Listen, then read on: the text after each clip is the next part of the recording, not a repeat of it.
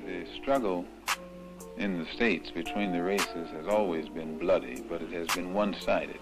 The Negro has been doing most of the bleeding, but I believe he's beginning to feel that bleeding should be reciprocal. It should be done equally on both sides. Everybody should bleed. If the Negro is going to bleed, everybody should bleed. And I think he's beginning to see this. It should be equalized. The struggle of the colored peoples of the world against the forces of Western imperialism and its agents has been going on for a long time. On the continents of North and South America, in Asia, in Africa, oppressed peoples have been waging a tireless campaign against domination at the hands of imperialists and their insane doctrine of racial supremacy. But at the very moment when the last outposts of colonialist barbarians seem most comfortable, at the very moment when representatives of the self-styled master race feel most secure and certain of continuing their vicious schemes of enslavement, our people are affirming their humanity.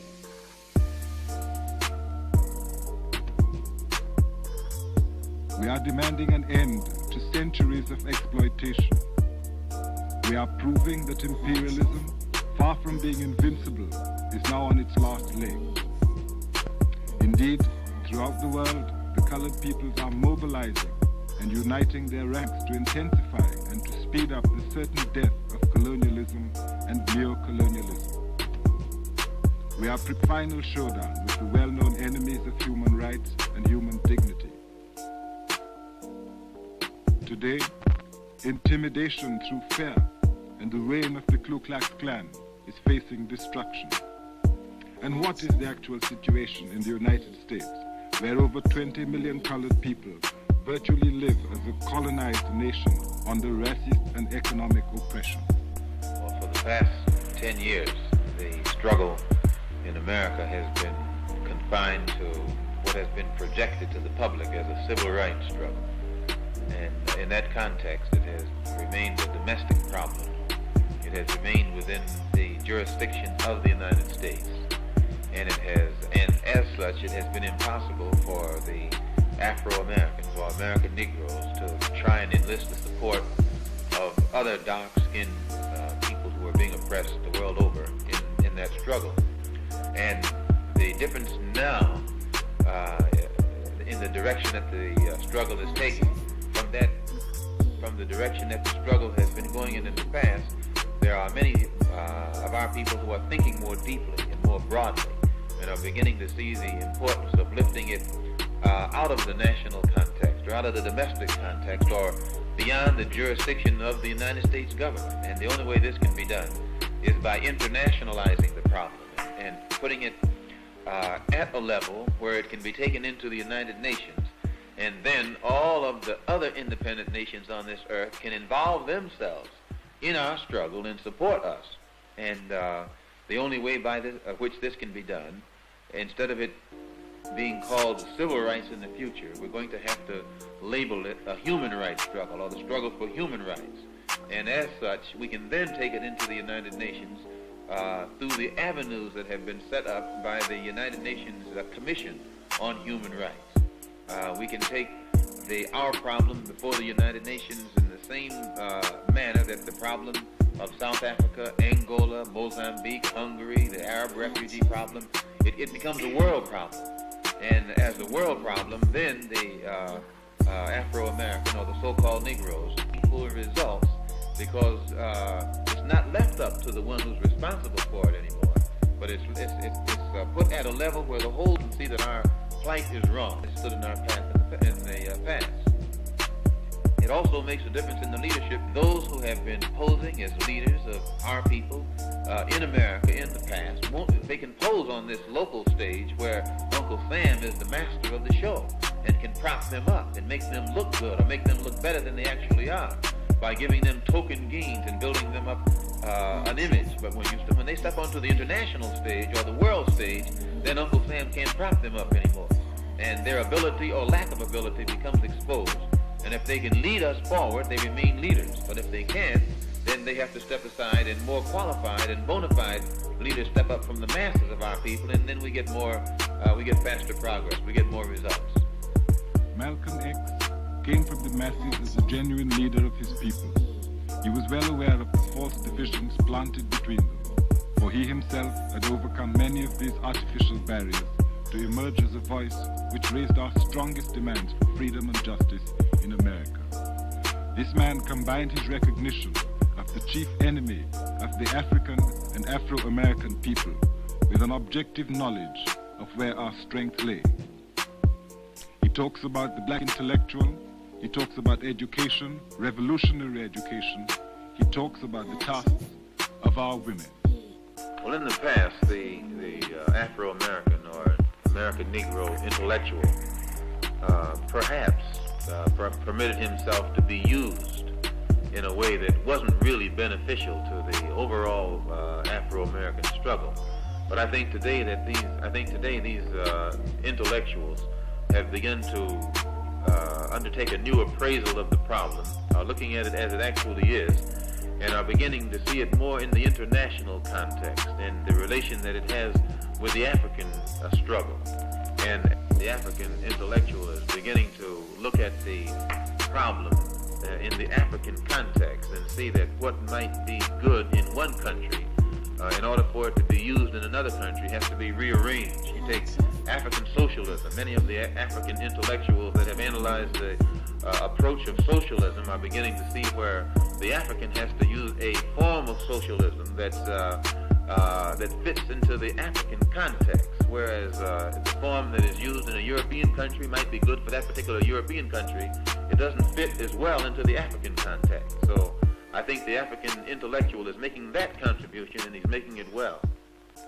One thing that I became aware of in my traveling recently through Africa and the Middle East, in every country that you go to, usually the degree of progress can never be separated from the woman. If you're in a country that's progressive, the woman is progressive. If you're in a country that reflects a consciousness toward the importance of education, it's because the woman is aware of the importance of education. But in every backward country, you'll find the women are backward. And in every country where education is not stressed, it's because the women don't have education. So one of the things I became thoroughly convinced of in my recent travels is the importance of giving freedom to the woman, giving her education, and giving her the incentive to get out there and put that same spirit and understanding in the children. And I frankly am proud of the contribution that our women have made in the struggle for freedom. And I'm one person who's for giving them all of the leeway possible, because they've made a greater contribution than many of us men.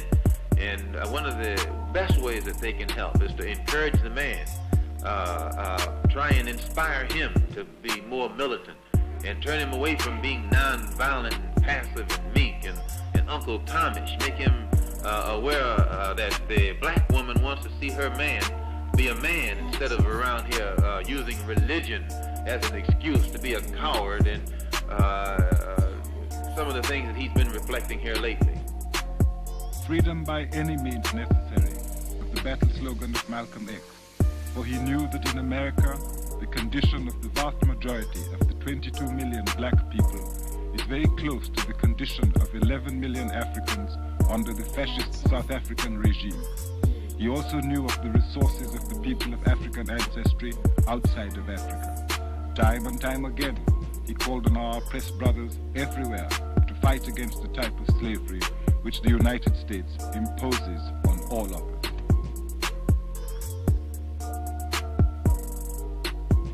Most people, when we say Afro-American, they think only of the Negroes in the United States. But they don't realize that 2/3 of Brazil consists of people of African blood, which means they're also Afro-American, because Brazil is in South America. And in all of these, many of these countries in South America and Central America, and even in Canada, they are heavily populated with people whose ancestors came from Africa. So when you total up the number of Afro-Americans, real Afro-Americans, in the Western Hemisphere, there are perhaps 100 million. And if these people ever unite among themselves, not only is it necessary for the Afro-Americans in the United States to be organized, but it's also necessary for the Afro-Americans in the Caribbean, or the Afro-Cubans, the Afro-Brazilians. It's necessary for all of them to be organized. And then once they are organized in each place, we have to organize among ourselves so that the Afro-American in the United States will be working in conjunction in a coordinated program with those who are in Cuba, and those in Brazil, and those in Venezuela, and those throughout the Caribbean, and Haiti, and in the West Indian Islands. And in this way, we actually get strength. And it's not an accident that there's no organization existing in the Western Hemisphere that's designed toward that end. It would be a direct threat to imperialism as it really exists, and to colonialism as it exists in the West. And one of the things that's going to help to bring this about is the independence of Africa. And one of the only reasons that we in the West have never organized, we have hated our image and our African image.